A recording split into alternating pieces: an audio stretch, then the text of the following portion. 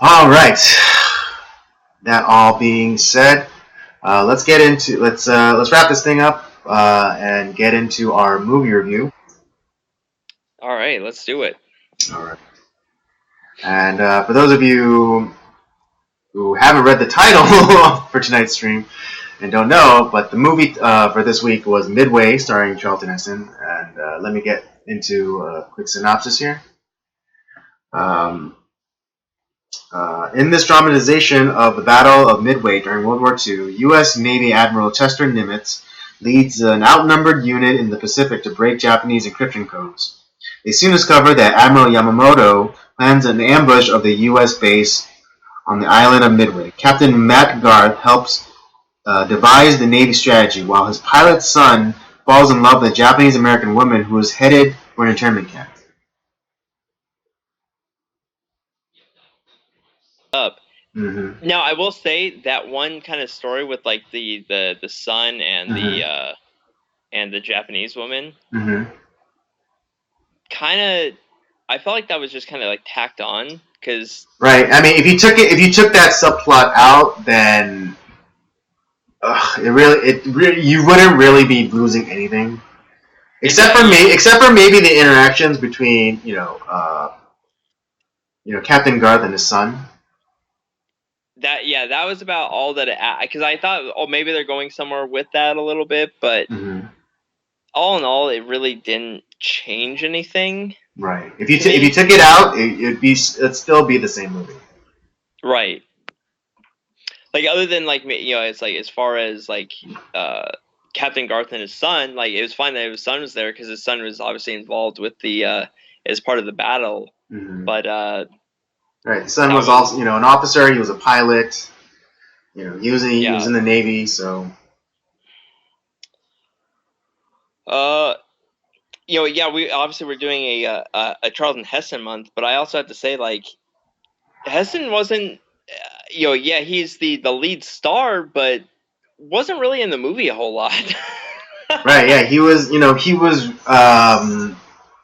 He was in it a lot in the beginning, and then towards the middle, he kind of gets lost, except for like a few scenes, with his son, and then doesn't really do anything of consequence until the end of the movie. Right. And so even though this is a movie starring Charlton Heston, I think he might be in this movie for this is like a 2-hour movie. And he might be in it for all of like 45 minutes. I think that's pretty safe to say. Yeah. And but I think as far as like, because this is a different type of movie in my opinion. It's not a it's not really a drama. It's nothing like that. It's kind of a somewhat of a historical fiction, although it's more emphasis on the historical. And while the acting was good, I don't think that it necessarily was the most important part, because they're talking about one of the key battles in the Pacific Theater during World War II, because this is really like what got America to kind of push back against the Japanese. This is the battle that kind of helped break the shell against the Japanese. Right. Yeah. Because the Japanese at the time were very much a naval superpower. And this was after Pearl Harbor, so the fleet in the Pacific was, practically decimated, and so they were outgunned, they were outmanned, so they really had to be inventive and very crafty with their tactics. Just kind of doubling back about, just talking about the movie itself. I couldn't help but get the sense, that this was like this Midway was that decade in 1976. that decade's version, that decade's Top Gun. Yeah, I A think little bit, at least in terms of like their usage of old footage from the Battle of Midway and like other like military archival footage. I couldn't help but kind of think about it. It's like, man, this kind of reminds me, the way that they used the archival footage. It was very reminiscent of Top Gun.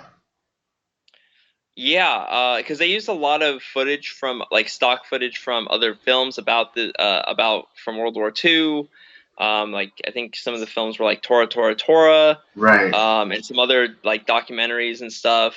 And I think there was like a special dispensation in the beginning of the movie where they talked about like like some they took like footage from actual like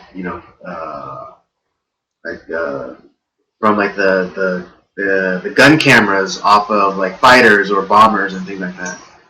right, yeah, because I remember seeing a lot of the footage that was seen in this film when I watched stuff on World War II in the Pacific Theater. Mm-hmm. I see a lot of like the same footage. I was like, it's kind of like, oh yeah, I remember seeing this, and like some of the gunfights, the dog fights in the air, and so it was kind of cool seeing all of that. And yeah, I think that's a pretty apt description of it. Like that is the '70s version of Top Gun that probably prompted a lot of people to enlist into the Navy, because I know Top Gun was a huge boost for the Navy's enlistment. Right. A lot of people. I know a lot of the people that were in charge of me when I joined. It's like they came in during the the time Top Gun came out. Right. I mean, they didn't have a cool song like "Into the Danger Zone" to pump them up, but they had the sounds of John Williams to spur them on in Midway. Right. Yeah. I mean, and just historically, what I think. Correct me if I'm wrong, because you're more in the history buff. Right? I think that they described it as the Alamo of the Pacific. That's I've heard that. I guess you could say that. I mean this is now a lot of when it came to the Pacific Theater, because as you said, the Americans had to be a lot more crafty, because we were kind of fighting a war on two fronts, because obviously we had the European theater and then this one. So a lot of resources were split, right? And the Japanese they had a lot more men, a lot more armory and stuff, but the difference is with the Japanese, they had a lot of islands, from the Hawaii, parts of islands off of like Hawaii and all throughout the Pacific Ocean. Mm-hmm. And what the Americans ended up doing is, we're instead of what the Japanese thought we were going to do is, as far as like going from island to island, what the Americans chose is they picked out like certain islands that had that gave them a militaristic advantage. Yeah, strategic value. Yeah, strategic value. And the rest of them were just like, yeah, we're just not going to go there. And that was, and then this battle was mainly why this was so important, because they had I think were able to crack the Japanese codes, and they found that there was something that they were trying to do in Midway that was going to give them,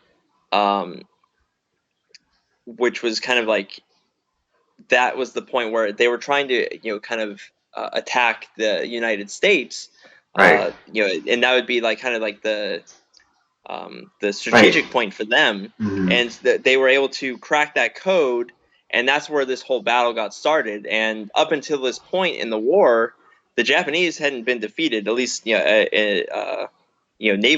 at least, and they had a stronger navy than us at the time. And so that's why this battle was so important, because we took out some of their strongest ships in this battle, and that really changed the tide of the war, at least in this part of the war. So. In the case of the Alamo, like all those guys ended up, kind of dying. Yeah. Whereas here, this was really like what got the ball rolling to victory for the United States and the Allies. Right. Yeah, because I mean, ultimately, the Japanese, what is it? Objective. The Japanese objective was, moving their forces across the Pacific to eventually invade, mainland, America. Right. And so, because there's a giant ocean in between Japan and the United States. They had to acquire a lot of ground, a lot of places where they could set up air stations and places where they could stage their attacks from. So yeah, I think Midway was just another just another piece of real land for them to take over, so that they could attack Hawaii in force, and then ultimately kind of leapfrog all the way to America. Right, and this is where because we weren't going to beat the Japanese man to man, because they did. We were outmanned, outgunned, and that's where the ingenuity of guys like Admiral Nimitz and General MacArthur. These were the guys that it's like, well, we're just gonna skip these islands. We don't need to fight them there. Or we don't need to fight them on every island that they're on. Right, and that was, like I said, utilizing our resources to the best of what we had. Mm-hmm. And it was kind of with a there's a line at the end of the movie, The Midway, and I don't know if Nimitz actually said this, but it's like it's like, well, did we defeat Admiral Yamamoto, or did we just get lucky? And honestly, I think it's a little bit of both. Where it's like, not that they were dumb, but like you did outsmart them a little bit, and you got a little bit lucky. Right, because I don't know how historically accurate it is, particularly on the Japanese side, that they depict it. But they themselves were going through some stuff, because like a lot of their I think two of their officers were out of commission just before the attacks. Right. And then also I think the loyalty of Admiral Yamamoto to one of his subordinates, whose name escapes me right now, but he was, he had appendicitis, and I think he was the one who was who had command over the air forces. Right. And just as they were underway, I guess he recovered enough to assume his role again, and in the interim, there was, I think, was it Pat Morita, who kind of took over for that officer. But once he came back, every decision or every tactic that the underling of Admiral Yamamoto gave, Pat Morita always gave like this kind of, say, oh, I don't know about that kind of look. And I think there is probably some truth to that. Like, and that happens, a lot of times militarily, anyways. No matter where you're from, where you get people that are you're trying, because you're trying to outthink and outmaneuver your opponent. And I think there's a lot of people who have different ways of going about it. And when you're up there, it's like you're kind of like you're trying to vie for your plan because you think it'll work, and it's you second guess yourself a ton. And especially here, it has the ultimate consequence, because people's lives are on the line. It's not just some it's not some chessboard or a board game. Your lives are on the line. And right. So so obviously, like, it's the your decision could either protect your guys and keep them safe, or it could kill them all. And that's got to be like the worst. That's got to be really stressful. right, and like they ran into weather problems because there was like the storm and and like the for the Japanese anyways, and the Yeah. Japanese weren't able to communicate with each other for a while during that storm, and so it was like it almost was like these serendipitous events occurred in favor of the Americans. Um, Yeah. that led to their victory, and kind of again, yeah, I think at the end where Admiral Nimitz says like, oh, are we that good, or are we just that lucky? And maybe it was a little bit of both. But yeah, Uh, actually, and from what I understand, and from what I know, and after watching this movie, I mean, outside of maybe a few of the characters and some of the simplification of some of like the way some of the decisions were made, mm-hmm, because a lot more people were involved in the planning of all this. mm-hmm, It's pretty damn accurate, actually. Um, it's surprisingly accurate, and this is like I said, it definitely you know, it kind of brings a way of looking at history, uh, and yeah, I thought it was great.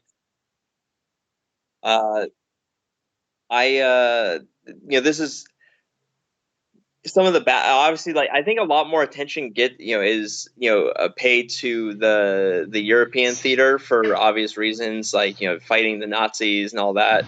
We don't really talk about the battle with Italy and in Africa. We don't really talk outside of a few events in the Pacific theater.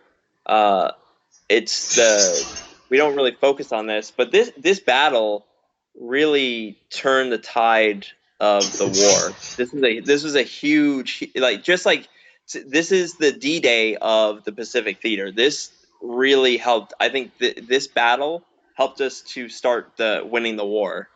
Just like had D-Day not worked, we wouldn't have been able to break uh, the shielding of the Germans, and we sure as mm-hmm, hell wouldn't have beat the Japanese had we lost at Midway. Because mm, there was, like I said, we were kind of faking them out a little bit, and it's like we're pushing all our chips in, and if we lose, there's nothing to protect the United States. Like, that's it. They have almost like a free ride to hit our borders. mm-hmm, So this is like, you said the Alamo, but I think this is the D-Day of the Pacific Theater. mm. Right. I think I might be confusing two different battles then. Anyways, yeah, this movie was very enjoyable. I mean, yeah, I know. I know it's an older movie, and from our modern perspective, the acting might be like stilted or kind of hammy. Um, Yeah, but I didn't think hammy at all. I actually thought they well, did I a know, but great. like some people might take some people who don't who may not appreciate it as much because they'll see it as an older film first, and so it's like, oh, all the old films suck. It's like no, That's true. Yeah. false. Um, right, but yeah, but this is still a very enjoyable movie. Whether they were 100% accurate in the history, or they sacrificed too much of the history for the drama, which I personally don't think, because the whole the subplot of Charlton Heston's character and his son, and like him like being in love with a Japanese girl, I think doesn't compromise the main story of Midway at all. Yeah. I like I said, that whole love story felt very tacked on to me. Like, Mm-hmm. it didn't belong. Right. So I could have done without that. Not because, like, I hate love and all that stuff, and obviously the whole deal with the Japanese internment camps and stuff that that's a big deal, but Uh-huh. that almost could have been like a different movie. It's like Right. Right. Oh, because interestingly. that had nothing to do with the Battle of Midway. Right. So Yeah. You just kind of triggered a thought in my head just now. Kind of like with the idea of love story being tacked on. There's almost like a Pearl Harbor vibe to this movie as well, or maybe Pearl Harbor, stole it, or borrowed it from Midway. But there was also in Pearl Harbor, there was also kind of like a love story, which I may not have been necessary to tell about the story of Pearl Harbor, but it's there. yeah, Yeah, but then also the connection to Midway though is in the beginning they do talk about the Doolittle ring, which also does happen in Pearl Harbor. yeah, right, yeah.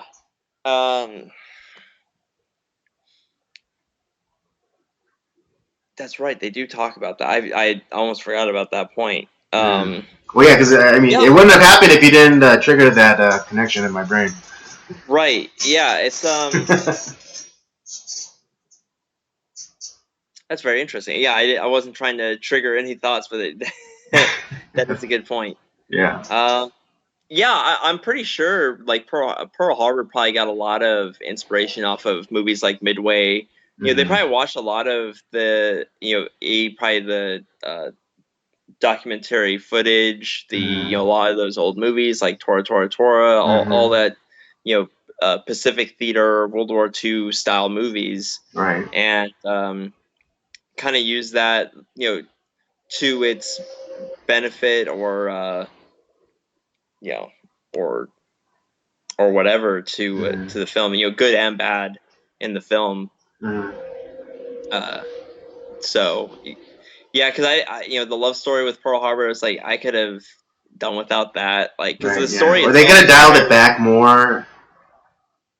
because that was really like the first real foreign terrorist attack that shocked the nation.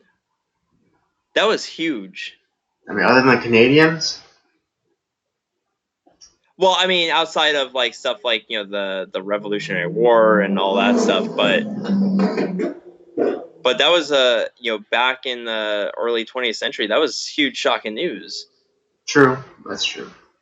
Because outside of like the Revolutionary War and the War of 1812, and like maybe like to a lesser extent the Mexican American War, we hadn't been attacked on our borders quite like that.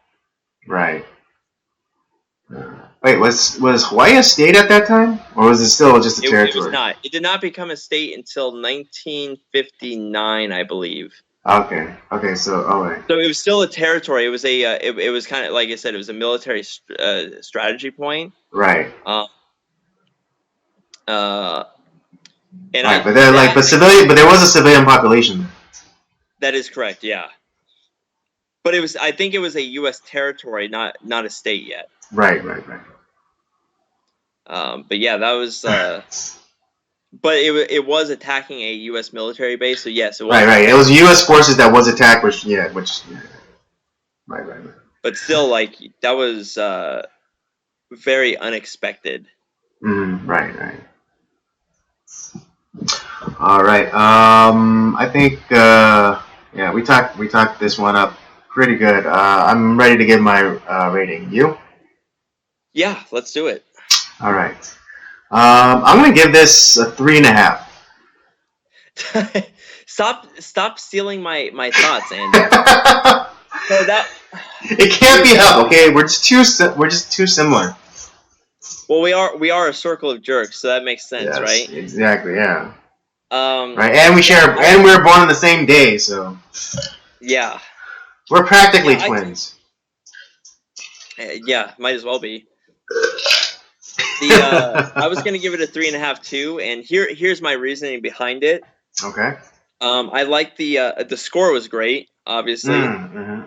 Um, I thought the historical accuracy, for a movie as short as it's 2 hour movie, so it's obviously they did cut some corners for theatrical reasons, but it is a fairly historical accurate movie. Um, I could have done without like I said, I could have done without the weird tacked on love story. Um, and it's an important movie. Like I think it's that's a huge battle. So if you're into military stuff, like I am, that's why I liked it. But is it a Oscar worthy masterpiece that makes you think? Not really. So it's kind of it's definitely a must watch, but it's kind of not Charlton Heston. And the other fact is, we're watching Charlton Heston movies, so he's in it very little. Right. Yeah, no one actually gets like I don't really see of anyone as being a star in this film, despite it being a star-studded Right. film. It moves. Yeah, that's right. Because Henry Fonda plays Admiral Nimitz, and a lot of who we would recognize today as big names, either either we're getting their start or they're kind of building their resumes to become like these well-renowned actors. So Yeah, yeah, you couldn't say that that Charlton Heston since he's one of the stars, he got he got most of the screen time. I would say that it was the on screen time was fairly distributed amongst like all the characters, all the actors. yeah. Even like some of the side characters got fairly like equal screen time. So like I said, there's so yeah. I mean, if you're looking for Oscar worthy acting performances, that's not really there either. It's because I think the purpose of it was telling the story of Midway. Right. Midway was the star, not really any particular actor. Right. So yeah, like I think a 3.5 billing is for our end, I think that's pretty fair. And yeah, so that's 3.5. That's why it's 3.5 for me. All right. Well, there you have it. Both. That's the review for Midway. Both Robert and I give it a 3.5. Definitely go watch this movie. It's entertaining. And if anything, you should at least watch it once. Yeah, definitely. Because again, it is the Top Gun of the '70s. So Yeah. or that era. So yeah, definitely just watch, check it out. And come to your own conclusions about it.